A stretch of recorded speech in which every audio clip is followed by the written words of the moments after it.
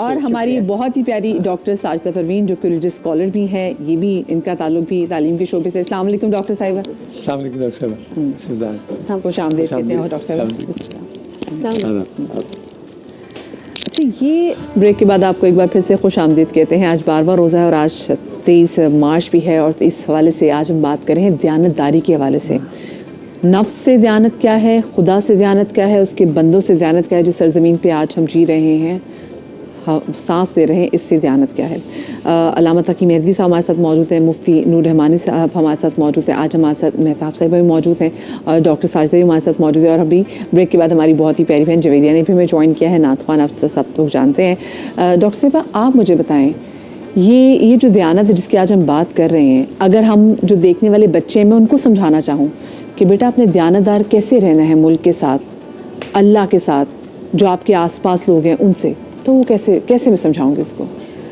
नहमदु व नसल्ली अला रसूलिल करीम अम्मा बाद फ़ाऊज़ु बिल्लाहि मिनश शैतानिर रजीम बिस्मिल्लाहिर रहमानिर रहीम।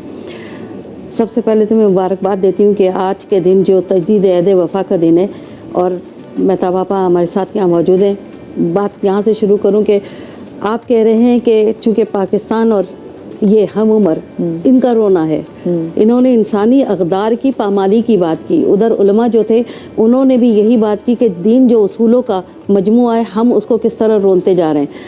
दियानत का जहाँ तक का ताल्लुक़ है, आप पहले तो ये फैसला करें कि इंसान और आदमी में फ़र्क क्या है। इंसान और आदमी में फ़र्क क्या है।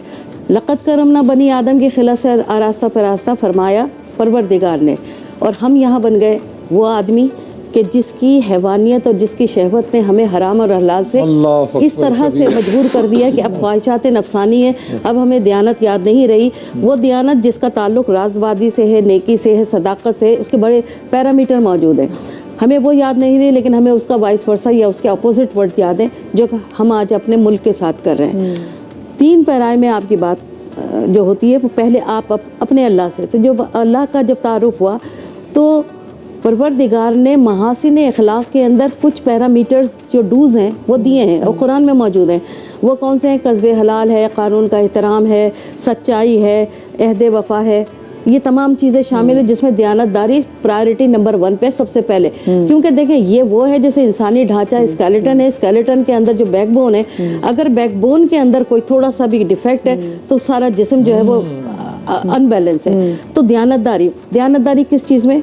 दयानतदारी जब भी आ जाती है अल्लाह की वहदानियत भी। दयानतदारी किस चीज़ में? जिसने पैदा किया उसको एक मानो, वहदानियत के तरफ।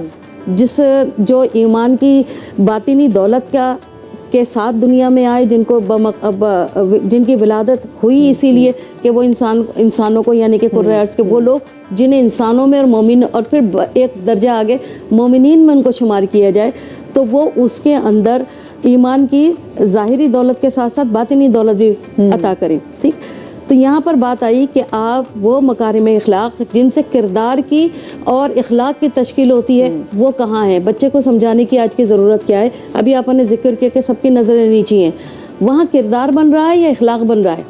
वो तो किताब वो थी कि जिसके अंदर तमाम मशीयत इलाही, रज़ाए इलाही, अहकामात और जितने भी तमाम तर फरमुदात या जो भी अफ़ाल जो भी अमाल हैं वो उसमें बता दिए गए। परवरदिगार ने उसका कहा, और ये ऐसा ज़ाब्ता है था जिसमें आपको इंसान बनने के तमाम उसूल और ज़वाबित वहाँ मौजूद थे। दयानतदारी के सारे उसूल मौजूद हैं। सूरह बकरा 2.5 पारी की है, गुज़िश्ता उम्मतों के वाक़यात उसके अंदर मौजूद हैं। वो क्यों मौजूद हैं? जिन्होंने परवरदिगार की तौहीद में, जिन्होंने परवरदिगार की ज़ात में शिर्क किया, उनकी नाफरमानी का अंजाम किया हुआ।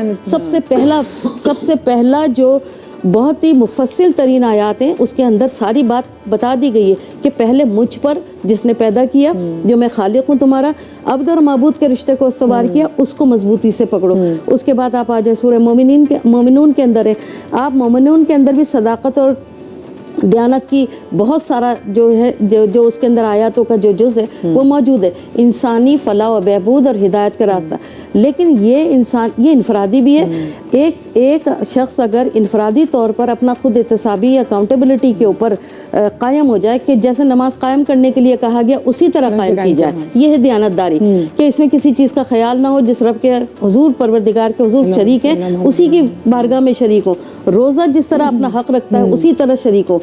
ज़कात जैसे देने के लिए कहा गया उसी तरह की जाए, और हज तो फिर जाहिर है कि वो एक इज्तिमाई डॉक्टर साहब इसका मतलब अगर ये स्टेटमेंट कहें कि if you are not honest to yourself you can't be honest to others, ये सही बात हो? नहीं, इनफरादी नहीं है तो इज्तिमाई भी नहीं है, इनफरादी नहीं है तो इज्तिमाई भी नहीं है। फिर आप कैसे कहेंगे? अभी आपने कौम का जिक्र किया ना, कौम आपको जो नजर आती है वो अगर रोजे के वक्त आप देखें तो ये कौम की निशानी है कि वो जो सड़क पे हुजूम की निशानी है। अगर किसी कहा गया ना कि जर्मनी की, आपने कितनी बड़ी बात की कि हम ये भी देखते हैं कि हम कौम है, हजूम है। अच्छा तकी भाई, अहले बैत